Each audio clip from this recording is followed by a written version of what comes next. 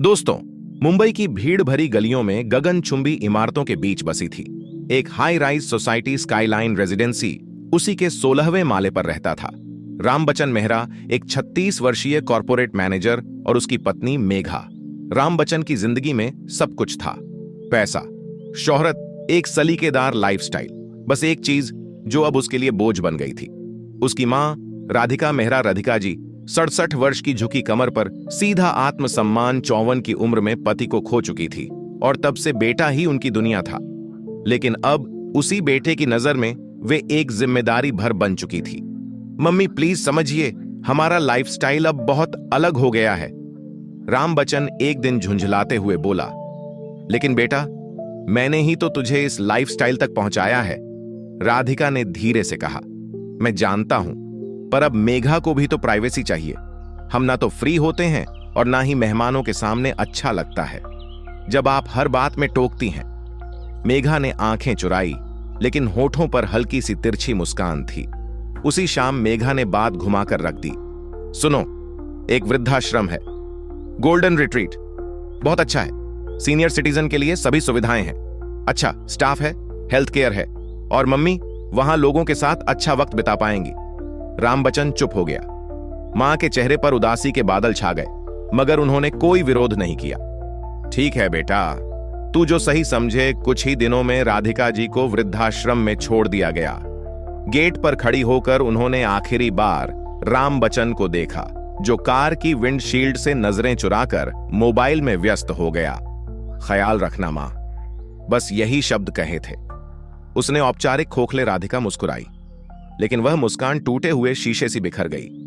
वृद्धाश्रम में कमरा था, साफ लोग थे अच्छे, पर दिल में एक सन्नाटा था जो किसी सुविधा से नहीं भर सकता था। हर रोज राधिका की आंखें दरवाजे की ओर लगती, शायद आज बेटा मिलने आए। हर दिन वही जवाब, आज नहीं। मगर उसी वृद्धाश्रम की चुप्पी में राधिका जी ने एक फैसला लिया। अब जिंदगी को बेटे के सहारे नहीं, अपने हौसले के सहारे जीना होगा। वृद्धाश्रम गोल्डन रिट्रीट में राधिका जी का पहला महीना तन्हाई, चुप्पी और सोचों के भंवर में गुजरा। हर रोज वह छोटी सी खिड़की के पास बैठती, कभी बाहर का नजारा देखती, कभी अंदर की दीवारों को।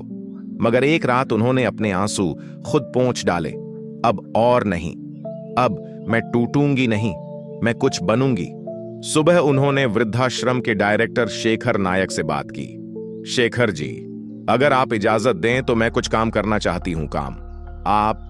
जी हां, मैं रिटायर्ड टीचर हूं, जिंदगी भर बच्चों को पढ़ाया है। यहां की महिलाएं बस वक्त काटती हैं, क्यों ना उन्हें फिर से जीना सिखाया जाए।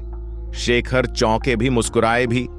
आपको कक्षा मिल जाएगी राधिका जी, शुरू कर दीजिए। कुछ ही दिनों में वृद्धाश्रम में हलचल शुरू हो गई। राधिका जी ने वहां की महिलाओं को पढ़ाना शुरू किया।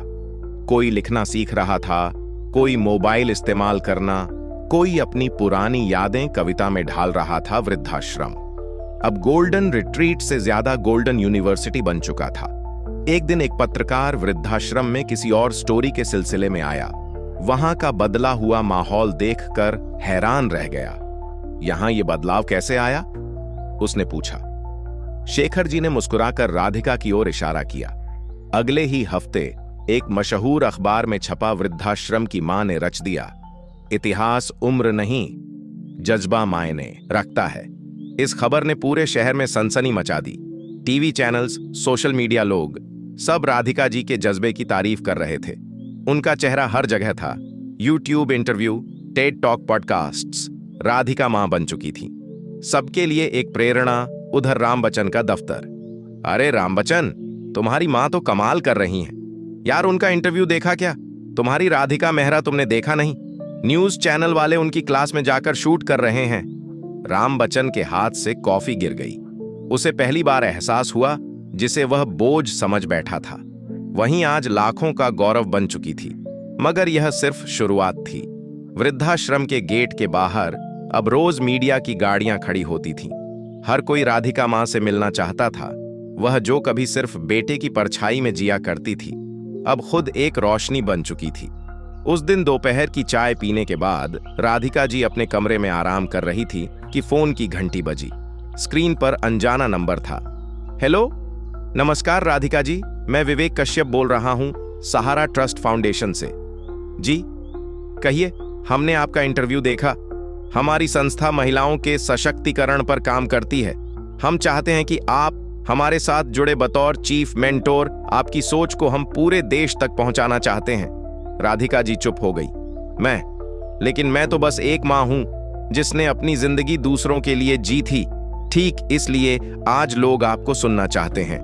अगले ही हफ्ते राधिका जी को दिल्ली वुमेन लीडरशिप समिट में बतौर मुख्य अतिथि बुलाया गया। वह मंच पर खड़ी थी, हजारों लोगों के सामने, और कह रही थी, जिस दिन बेटा मुझे वृद्धाश्रम छोड़ गया था, उस दिन एक मां मरी थी, लेकिन एक औरत ने जन्म लिया था। औरत सिर्फ आंचल नहीं होती, वो रास्ता भी होती है। मंजिल भी भीड़ तालियों से गूंज उठी। उसी शाम टीवी पर उनकी स्पीच चल रही थी।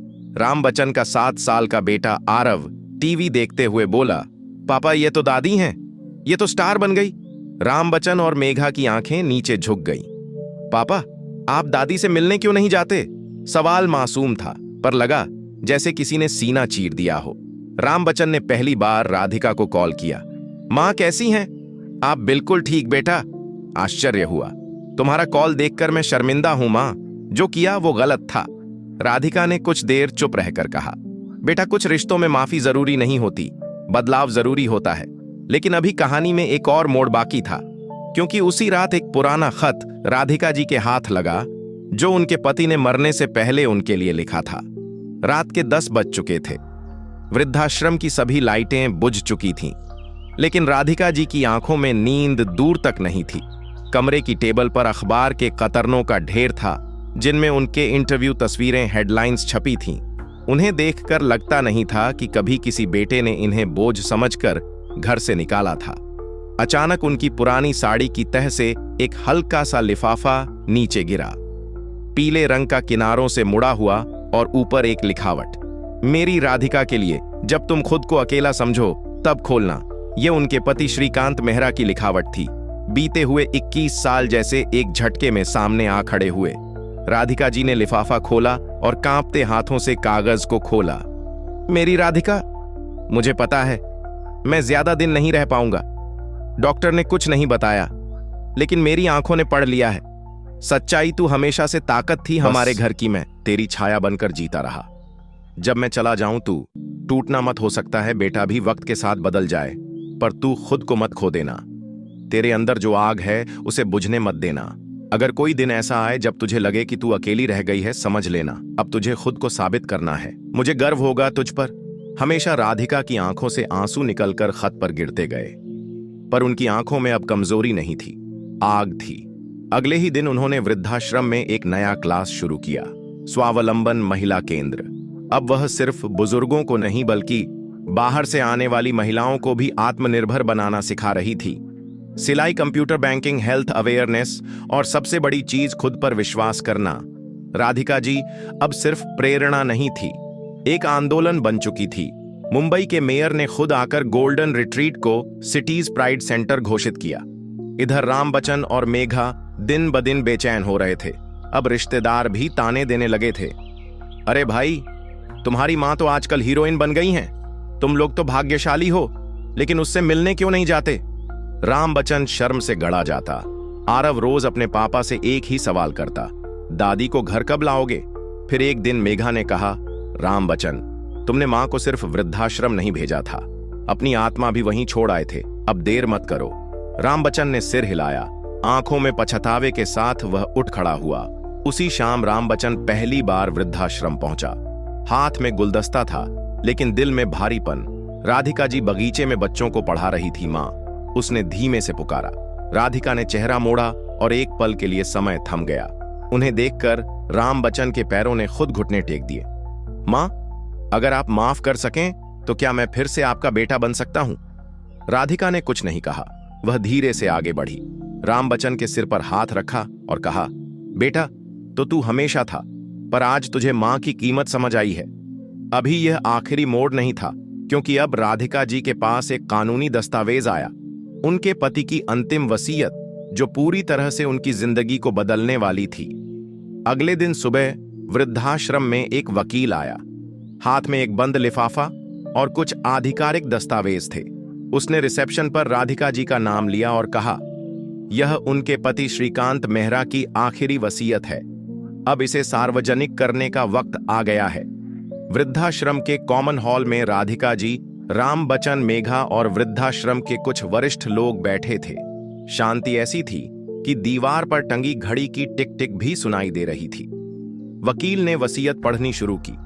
मैं श्रीकांत मेहरा अपनी पूरी संपत्ति, जिसमें बांद्रा का पुश्तैनी मकान, जूहू का फ्लैट, 4 बीमा पॉलिसियां और बैंक में जमा सारी राशि शामिल है, अपनी पत्नी राधिका मेहरा के नाम करता हूं। अगर मेरी पत्नी इस वसीयत को पढ़ रही हैं तो समझिए यह वक्त है जब उन्हें खुद को अपने अधिकारों के साथ खड़ा करना होगा। और हां, यदि मेरा बेटा उन्हें सम्मान ना दे सके तो मेरा 1 भी रुपया उसे ना मिले। पूरा कमरा स्तब्ध था। राम बच्चन की सांस अटक गई। मेघा की आंखें फटी की फटी रह गईं। मां, मुझे कुछ पता नहीं था, प्लीज मां। राधिका जी ने आंखें मूंद ली। आवाज में कोई गुस्सा नहीं था, सिर्फ गहराई थी।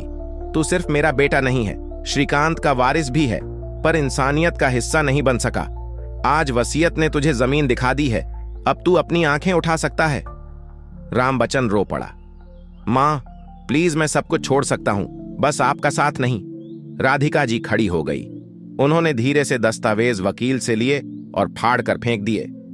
मेरे लिए रिश्ते कागजों में नहीं होते।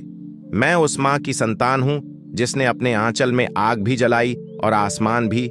यह दौलत मेरे हक में थी, मगर अब मैं इसे गोल्डन रिट्रीट और सहारा ट्रस्ट को दान करती हूं, ताकि कोई और मां ऐसी हालत में ना पहुंचे। हॉल तालियों से गूंज उठा। टीवी चैनल्स पर खबर फैल गई। राधिका मां ने छोड़ी करोड़ों की संपत्ति, एक नई क्रांति की शुरुआत। उस रात राधिका जी अपने बिस्तर पर चुपचाप बैठी। सिरहा ने श्रीकांत का खत रखा था। वह मुस्कुराई और आसमान की ओर देखा। मैंने खुद को पा लिया। श्रीकांत अब बस एक आखिरी कदम बचा था, एक ऐसा कदम जो राधिका मां को सिर्फ मिसाल नहीं, इतिहास बना देगा। मुंबई की ठंडी सुबह थी। हल्के नीले आसमान में सूरज की पहली किरणें धीरे धीरे फैल रही थीं। वृद्धाश्रम गोल्डन रिट्रीट के लॉन में सैकड़ों लोग बैठे थे। मीडिया, सामाजिक कार्यकर्ता, महिलाएं, बुजुर्ग, हर आंख सुधा मां को देखने को बेताब थी। आज यहां एक बहुत बड़ा ऐलान होने वाला था। राधिका मां मंच पर आई, सफेद साड़ी आंखों में, शांति आवाज में बुलंदी। मैं जानती हूं समाज ने एक मां को कैसे सिर्फ बोझ समझा है, लेकिन आज मैं ऐलान करती हूं कि यह वृद्धाश्रम अब सिर्फ एक आश्रय स्थल नहीं रहेगा। यह राधिका जननी केंद्र कहलाएगा, जहां बुजुर्गों को सिर्फ छत नहीं मिलेगी, इज्जत भी मिलेगी। तालियों की गूंज आसमान छूने लगी। यहां हर वह मां और पिता आएंगे जिन्हें उनके बच्चों ने छोड़ा है, और यहां उन्हें सिर्फ बिस्तर नहीं, एक नई शुरुआत मिलेगी। राधिका जी ने मंच से उतरते हुए वह चिट्ठी फिर से निकाली, पति की आखिरी चिट्ठी, और सबके सामने उसे पढ़ा। जब तू खुद को अकेला समझे समझ लेना, अब तुझे खुद को साबित करना है। फिर उन्होंने भीड़ की ओर देखा और कहा, आज मैं अकेली नहीं हूं, आज मेरे साथ पूरी दुनिया खड़ी है। उसी शाम राम बच्चन, मेघा और आरव फिर वृद्धाश्रम पहुंचे। राम बच्चन राधिका के सामने हाथ जोड़ दिए। मां, मुझे दूसरा मौका चाहिए, आपके साथ रहने का नहीं, आपके जैसा बनने का। राधिका ने आरव को गोद में उठाया और कहा, अगर तुम्हारा बेटा तुमसे यह सवाल ना पूछे कि तुमने अपनी मां को क्यों छोड़ा था, तब मानूंगी कि तुमने कुछ सीखा है। कुछ महीने बाद राम बच्चन ने अपनी नौकरी छोड़ दी और राधिका जननी केंद्र का संचालन संभाल लिया। मेघा ने महिला शिक्षा कार्यक्रमों में हाथ बटाना शुरू किया। अब तीनों एक साथ थे, पर इस बार कोई मजबूरी नहीं, बस एक उद्देश्य था। राधिका मां अब देश भर की मंचों पर एक आवाज बन चुकी थी। कभी मैं सिर्फ मां थी, अब मैं सबकी मां हूं। एक प्रसिद्ध डॉक्यूमेंट्री का नाम रखा गया मां की वापसी, और उसके अंत में एक ही पंक्ति उभरी जिसे घर से निकाला गया था, वही अब सबका घर बन गई। दोस्तों, ये कहानी आपको कैसी लगी, हमें कमेंट के माध्यम से जरूर बताएं, और जाते जाते हमारे वीडियो पर एक लाइक एवं चैनल को सब्सक्राइब कर दें, ताकि मेरा हौसला बढ़ता रहे और ऐसे ही प्रेरणादायक कहानी आपके लिए लाता रहूं। फिर मिलते हैं अगले वीडियो में नई कहानी के साथ। तब तक अपना ख्याल रखें। धन्यवाद।